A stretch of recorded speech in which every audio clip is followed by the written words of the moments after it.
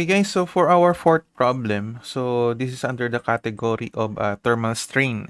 So there's something to do with the temperature change. So again, basahin ulit natin yung problem.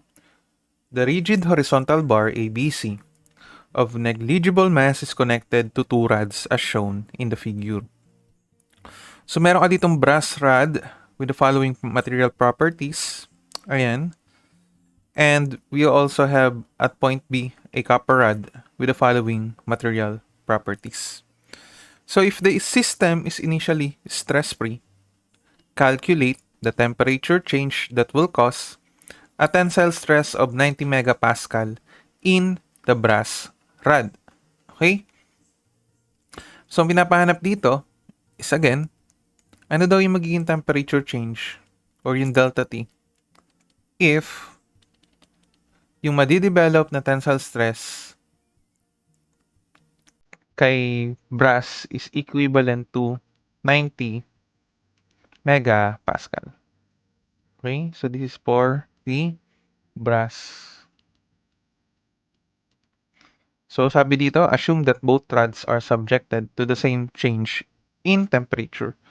So pareho silang mag-undergo ng change in temperature. So there are some problems na merong specific material lang. So for example, brass lang yung magkakaroon ng temperature change. Okay? But since sinabi dito that both rods will undergo change in temperature, so pareho mong i-consider yung thermal strain ng bawat material. Okay. So ano ba yung initial step na kailangan natin gawin dito? So first, gawa natin siya ng free body diagram. But for this figure, I think it's better if mag-drawing na tayo ng isang free body diagram. So, ayan. So there's a force. Ito na lang. So again, kapag mga rod, it is subjected to tensile stress. So this is, mali. Kabila. Ayan. So I will name this as my P brass. And then this one as our P copper. Again, this is hinge or pin. So meron ka dito dalawang reaction. But then again, hindi naman natin siya kakailanganin. Since dyan tayo magmo-moment dito sa point A na to. Okay? So this is point A. This is point B. And this is point C. So given naman yung mga distance as shown in the figure. So this is 3 meter. And then this is 2 meter. So from this figure, makuha natin yung unang equation natin. So by taking summation ng moment, so sabihin ko na lang considering counterclockwise is positive. So when you take summation ng moment at point A, our equation will be, so ano ba nag-produce ng counterclockwise? We have here the P bronze with a perpendicular distance of 3, 2, so that is 5. And then minus, so to make it positive, transpose to the other side, so equals ko na. So plus P copper multiply by 3. Okay? So, if you're going to solve for P bronze, BR, brass. Nakalito kasi ito eh. Gawin na nga lang natin itong bronze. Palitan na lang natin guys kasi BR, nakakalito siya. So, ang hinahanap nga ulit, if we're going to solve for P bronze, so the equation will be P BR is equals to PCU times 3 over 5. Okay? So, I will let this as my equation number 1. Okay, so again, saan nga manggagaling yung remaining equation or yung mga tawag dito? Yung mga compatibility equation natin. Okay, so tama. Using the concept of strain or even stress, kasi stress yung pinag-uusapan din dito. So, by considering these conditions, doon natin makukuha yung mga remaining equation na gagamitin natin. Okay? So, ano ba yung una natin kailangan i-consider dito? So, ano nga sabi doon kapag may mga thermal deformation na nangyayari? So, di ba ang sabi nga, we need to relax the support of that portion kung saan pinapa-identify yung strain or katulad dito sa problem na to, yung temperature change that will cause a stress of 19 megapascal. So for this problem, ang i-relax nating support is yung sa bronze part. Okay? So when you relax the support, ayan. So siguro mag-illustrate na lang ulit tayo dito ng isang maliit para lang din makita. So ang i-drawing ko na lang guys is yung etong part BC siguro. Ano?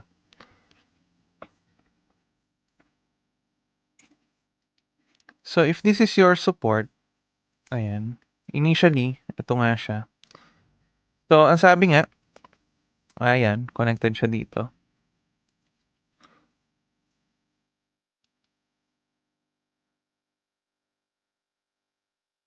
Ayan. So, ang sabi, hayaan mo siyang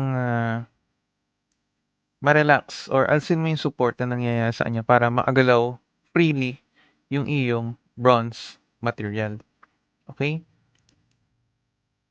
So, ano ba yung kailangan nating malaman dito? Or ano ba yung thermal or yung temperature change na kailangan nating i-consider if ganito yung magiging case?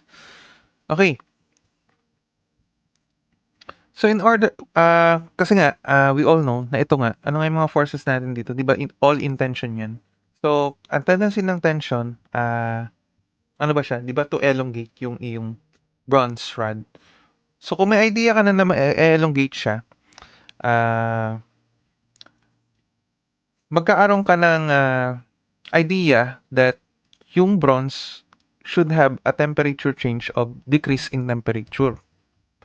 So again, ano nga ang ginagawa nito? Anong purpose ng ating pagre-relax ng support? So hahayaan mo siyang gumalaw based do sa temperature change. And then aalamin mo yung force required para maibalik siya dun sa original position niya. So yung original force na yun, yun yung P-bronze mo, which is pabata. Ano? So para maabalik ka dun sa original position mo, so dapat umigsi na siya. Or because of the thermal change, so assuming that yung delta T mo is decrease in temperature, so ano mangyayari dito? Di ba yung rod mo, if nakahiwalay siya, di ba magko-contract or iigsi siya? Ayan. Ano? So, kung umiksi siya ng ganyang kaikli, ayan, sabihin natin na, okay, sabihin natin na ito yung iyong naging delta T. Okay? So, paano mo siya maibabalik nga dun sa iyong, lagyan natin dito ng arrowhead para malaman na coming from that point, umiksi siya dito. Okay? So, again, because of this axial load or yung axial force P, so nangyari, nung nirelax mo yung support, ano yung force required para maibalik siya sa original position. So, ayan yung magiging ano natin. Deformation due to the load P. Okay? So, isa yan sa nabuo nating equation. And then considering this portion, again, if you're going to draw the bar after the thermal change, so syempre, decrease in temperature. Itong portion na to, magko-contract din siya or yung rod mo will inclined in this direction. Sabay yung aking ano. Ayan, so medyo exage lang natin yung drawing. Ano? Okay. So guys, syempre, etong copper mo, sabi nga doon sa problem, it is subjected also with the same temperature change. So meaning, any deformation happened in this copper, may corresponding effect siya doon sa katabi niyang rod. Tama? So, ilat ko na lang to as delta copper. Okay? So again, hindi ko to pwedeng labelan. Kagaya doon sa mga previous problem natin, hindi ko siya pwedeng sabihin na bronze agad siya. Kasi nga, because of your deformation happened here in the copper, may corresponding effect siya dito. Ano? So, ito, I will just let this as my delta C. Or ito yung deformation happened with respect do sa magiging deformation sa copper part. Okay? So, ano yung magiging ano natin dito? Paano natin ma-relate yung delta C in terms of delta copper? So, correct. So, dyan ulit papasok yung concept ng ratio and proportion. Okay, so by R and P, so nakabuo ka lang naman ulit ng dalawang triangle. So, equation natin is delta copper is to 3 is equals to delta C over 5. Therefore, yung delta copper natin in terms of delta C. Copper, yung C nga pala ano natin. So, equation ni delta C in terms of copper is 5/3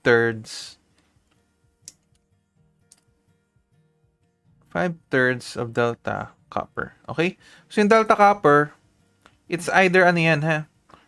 Kasi meron nga tayong dalawang klase na pinag-uusapan dito. It's either delta ng copper with respect do sa axial force o do sa tensile force na nangyari dito, do sa PCU.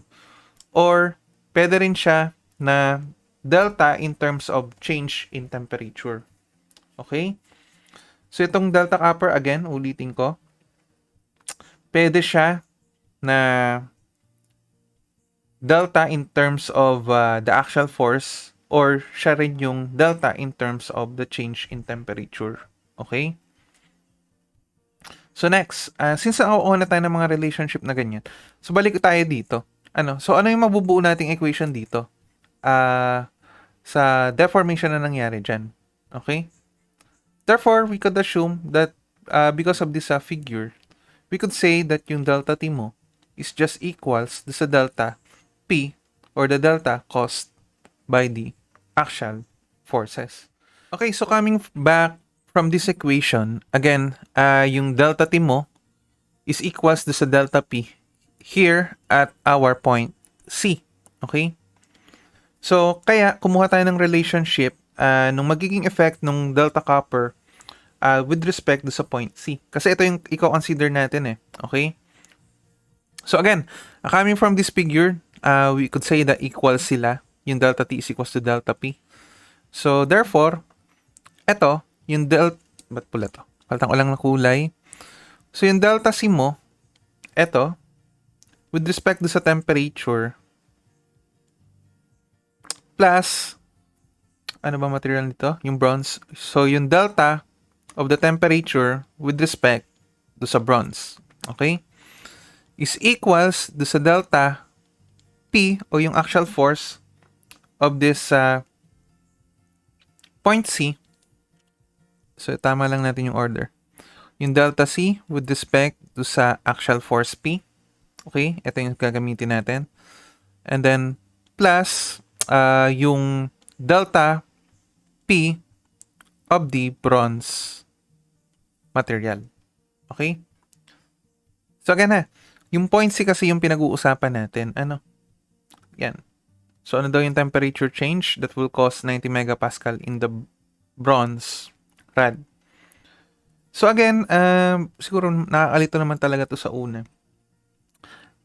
The reason why, kung ba't tayo kumuha ng delta C is because kailangan natin distinguish yung magiging effect ni copper mismo do sa point C. Kasi nga, bakit sa point C? Kasi ito nga yung pinapahanap sa atin eh.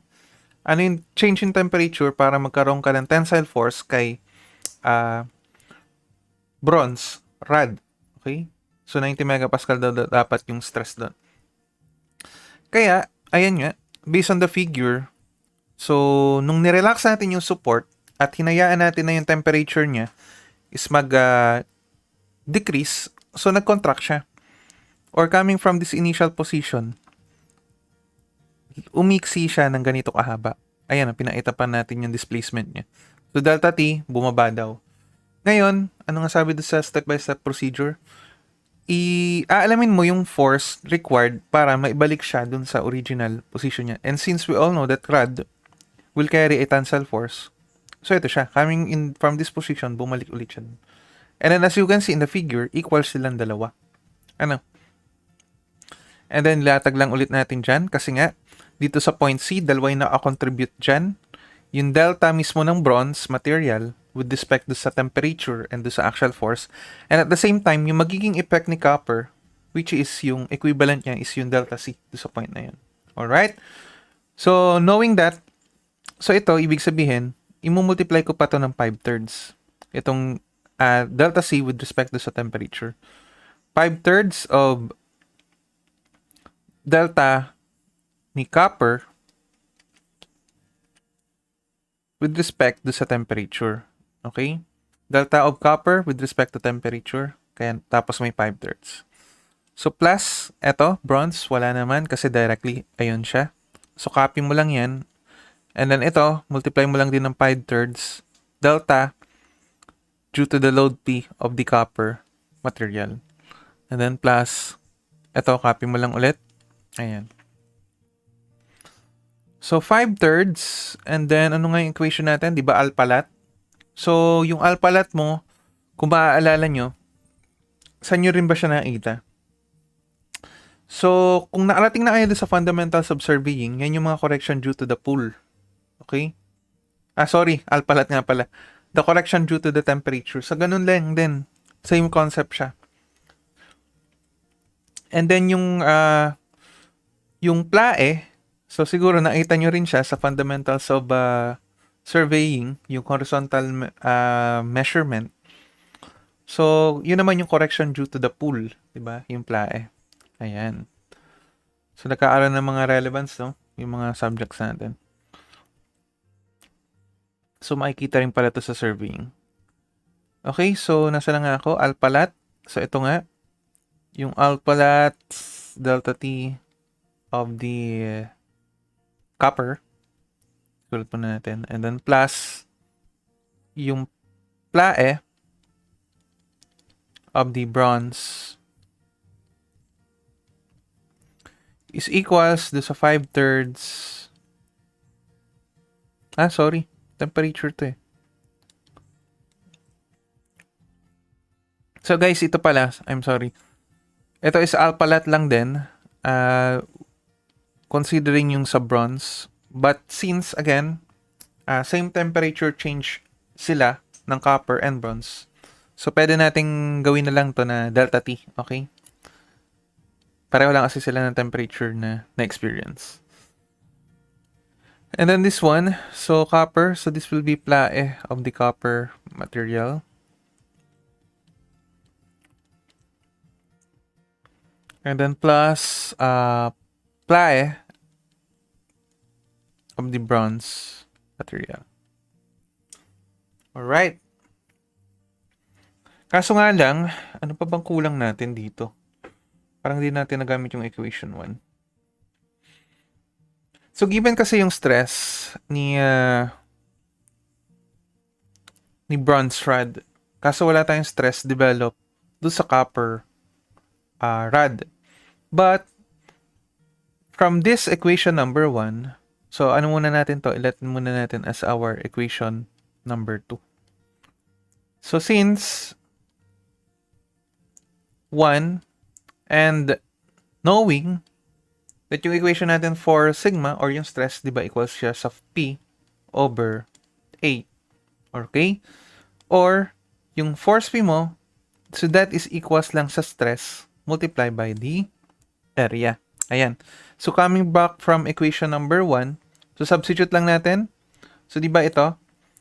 So, ang mangyayari lang, sigma times A, area, for the bronze. So, this is for bronze. Is equals to 3 over 5 of the sigma times area of the copper material. Okay? So, since given nga yung sigma bronze natin, which is equals to 90 megapascal, so substitute lang natin dito.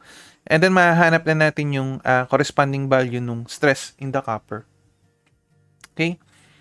So, 90 multiply ko lang na ganyan. And then, ano yung area ng bronze?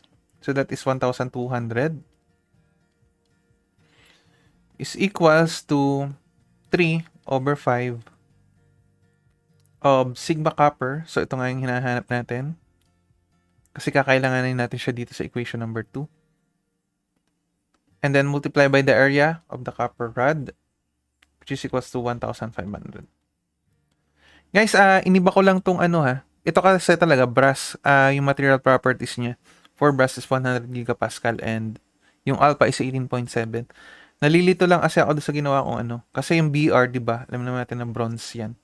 Baka lang magkaiba lagi ako ng pagkakabigkas. Bronze ako ng bronze, wala namang given na bronze.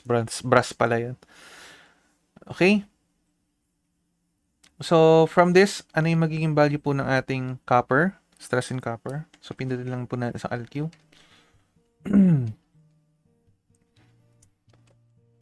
So, nasan yung ALQ? Ito. So, 90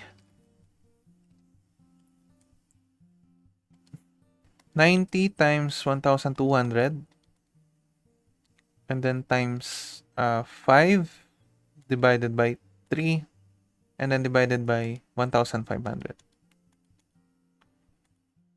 So, the answer is 120 megapascal. Okay? So, since may value na tayo ng stress in copper, ayan. Actually, guys, pwede mo rin naman kasing computein pala in terms of P. Ano? But knowing na ito, di ba, yung P over A, equals ba siya saan? Di ba equals lang yan sa stress ni copper? And then ito, P over A ni bronze. So, this one is stress ni bronze. So, mahanap na natin yung delta T. Kasi given na naman lahat. Okay? So, coming back, considering equation number 2, substitute P over A into stress, and then given na yung mga value, stress ni bronze and stress ni copper. Okay, so 5 over 3. So, alpha. So, tingnan nyo lang mabuti. Ano ba tong alpha dito? So, this is for the copper. So, 16.8. Medyo mahaba yung equation natin, no? So, times 10 to the negative 6. Again, hindi ko na isusulat yung mga units. L.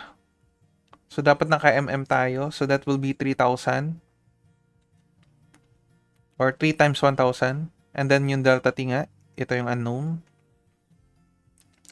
Plus, pala for the bronze. So, 18.7 times 10 to the negative 6. And then, yung length ng bronze rod, which is 2,000. And then, delta T. So, equation number 2. So, equals, so, dito ko na lang isulat, guys. 5 over 3 of PLAE. Again, yung P over A. So, mapapalitan na lang siya ng stress in copper. So, that is 120. Ano na lang natira? So, L, yung copper. Again, 3 meter. Kaso, kailangan natin is naka-mm. So, that's why it will be 3,000. Divided by E, 120 gigapascal. So, gigapascal, ang ka-partner kasi ng mga mm at saka newton, so dapat na megapascal niyan. So, alam naman natin na in 1 gigapascal, there is 1,000 megapascal. So, mangyayari dito, 120 times 1,000, or that is 120 times 10 to the 3. Okay, either of the two, pareho lang naman yon. So, ano sunod? So, plus, yung stress in bronze, which is given na 90 megapascal, times L of 2,000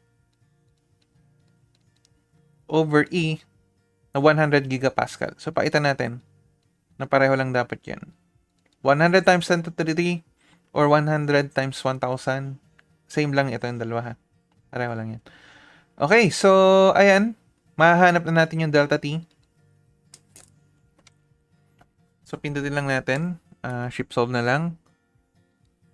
So, 5 divided by 3 times 16.8 times 10 to the negative 6.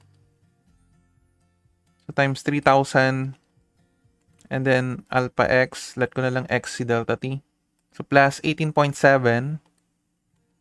So, times 10 to the negative 6. and then times 2,000 times alpha x, tapos equals, so 5/3 times 120 times 3,000 divided by 120 times 10 to the 3. And then plus 90 times 2,000 divided by 100 and then divided by 1,000. Equals ko lang ha. Check ko lang ito para may mali ako napindot.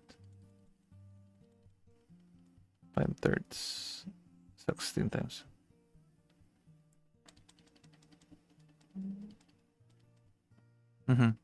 So, tama naman. So, shift, solve.